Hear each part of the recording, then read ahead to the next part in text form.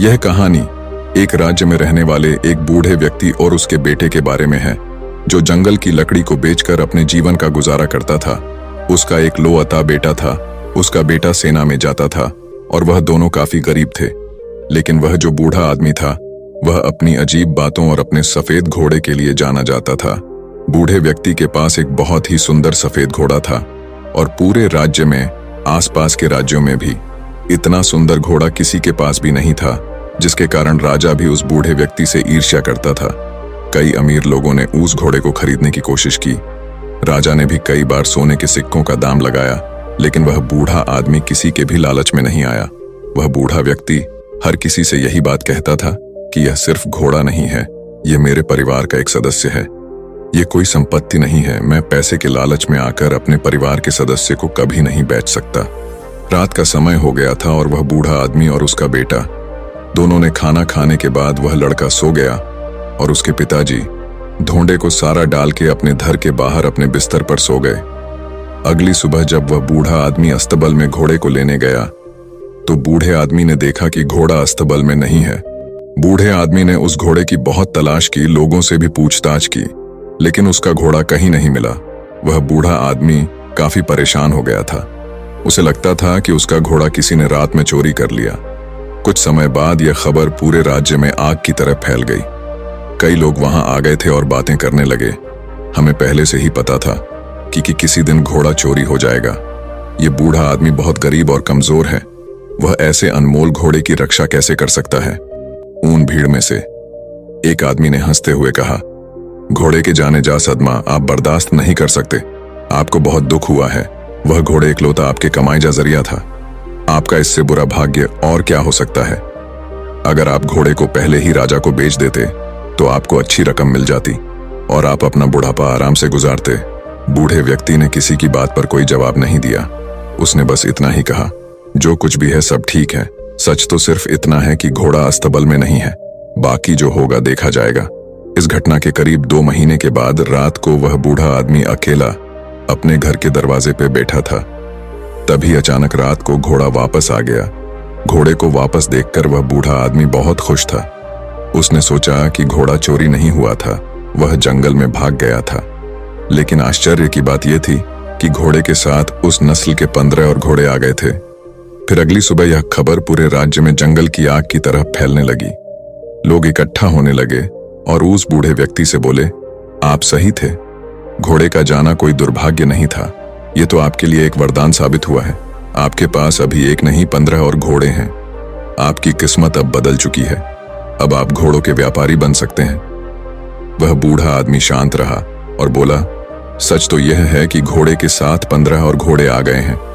जो कुछ भी है सब ठीक है। आगे जो होगा देखा जाएगा। उस बूढ़े व्यक्ति के बेटे ने जंगली घोड़ों को वश में करना सीखना शुरू किया, लेकिन घोड़े जंगली थे तो जल्दी वश में नहीं आ रहे थे। लेकिन सिर्फ 3 दिन के बाद लड़का जंगली घोड़े पर बैठकर घोड़े को वश में करने का प्रयास कर रहा था, पर वो घोड़े से नीचे गिर गया और उसे काफी जख्म भी लगे थे और उसके पैर की हड्डियां टूट गईं। बूढ़े व्यक्ति ने देखा कि उसका बेटा नीचे गिरा पड़ा और वो दर्द से चिल्ला रहा। और फिर कुछ लोग उसे वेदजी के पास ले गए।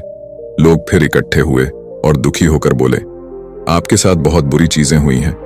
15 घोड़े मिलना कोई आशीर्वाद नहीं था, बल्कि अभिशाप था। आपके इकलौते बेटे का पैर टूट चुका है। अब उसकी शादी कैसे होगी? गरीब आदमी बदकिस्मत है। लेकिन वह बूढ़ा आदमी लोगों की बातों से प्रभावित नहीं हुआ। उस बूढ़े आदमी ने कहा, सच तो यह है कि बेटे ने एक पैर खो दिया है। यह भी सच है कि अब मुझे उसके बुढ़ापे में उसकी मदद करनी होगी। लेकिन जो कुछ भी है सब ठीक है। आगे जो होगा देखा जाएगा। कुछ समय बाद राजा के पड़ोसी दुश्मनों ने एक विशाल सेना के साथ राज्य पर हमला कर दिया। राजा को अपने सेना को तैयार करने का भी समय नहीं मिला। राजा की सेना अचानक हुए हमले के कारण कमजोर पड़ने लगी। इसलिए राज्य के सभी युवाओं को भी न चाहते हुए जबरदस्ती सेना में ले लिया गया। लेकिन उस बूढ़े आदमी का बेटा बच गया, क्योंकि वह लंगड़ा था। लोग रोते हुए बूढ़े आदमी के घर जमा होने लगे। लोगों ने उनसे कहा, आप सही थे। आपके बेटे का टूटा हुआ पैर आपके लिए आशीर्वाद साबित हुआ है। उसे युद्ध में नहीं जाना पड़ा। लेकिन हम सभी बहुत परेशान हैं। हमारे बच्चे अब चले गए हैं। हमें नहीं पता कि वे युद्ध से वापस आएंगे या नहीं। हम सभी जानते हैं कि आप सुख और दुख में एक से रहते हैं, लेकिन आप यह कर कैसे लेते हैं? बूढ़े व्यक्ति ने कहा, सबसे पहले सच को समझो। सच सिर्फ इतना है कि तुम्हारे बेटे मातृभूमि की सेवा करने गए हैं। शायद यह तुम्हारी इच्छा नहीं थी, फिर भी वे चले गए। यह दुर्भाग्य है या सौभाग्य, कोई नहीं जानता। वह आगे बोला, जब तक आप लोग चीजों को अच्छा या बुरा कहने की आदत नहीं छोड़ेंगे, तब तक आप परेशान होते रहेंगे। भाग्य की देखभाल क्यों करनी है? अगर करना ही है तो अपने कार्यों का ध्यान रखें, अपने विचारों का ध्यान रखें और खुशी से जीवन जीते रहें। लाभ हानि भाग्य, यह जीवन के छोटे से छोटे हिस्से हैं। जिस तरह आप एक लाइन को पढ़कर पूरी किताब नहीं समझ सकते, उसी तरह आप एक घटना के आधार पर यह कैसे तय कर सकते हैं कि जीवन अच्छा है या बुरा, जो हमारे नियंत्रण में नहीं है। हम उसके बारे में राय बनाते हैं और अर्थहीन निर्णय देकर परेशान हो जाते हैं। जीवन की छोटी छोटी घटनाओं के बारे में निष्कर्ष निकालने के बजाय वर्तमान पल में रहे। जीवन इसी वर्तमान में है। खुश रहे और अपना काम करते रहे। आपको इस बात पर ध्यान देने की जरूरत नहीं है कि लोग क्या कहते हैं, भले ही वे आपके बारे में अच्छा या बुरा बोल रहे हों।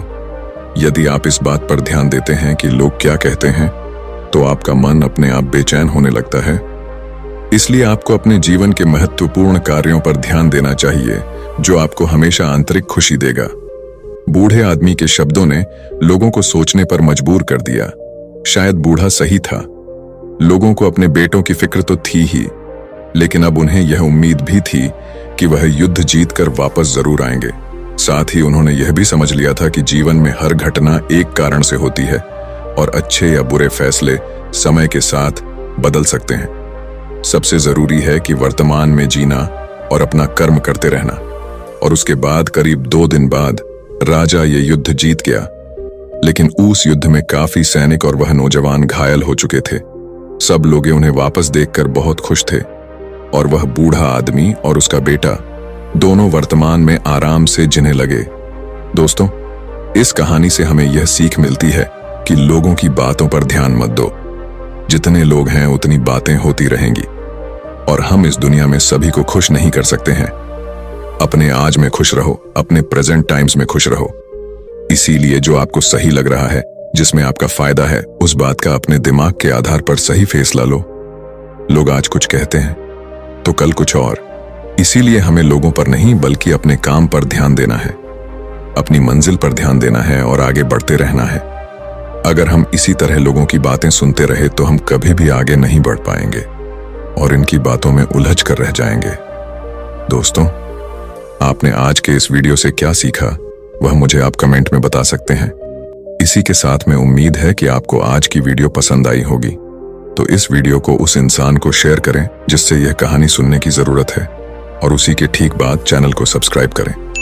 तो चलिए फिर मिलते हैं ऐसी एक और नई वीडियो में एक नए मैसेज के साथ। तब तक के लिए अपना ख्याल रखिए। धन्यवाद और नमो।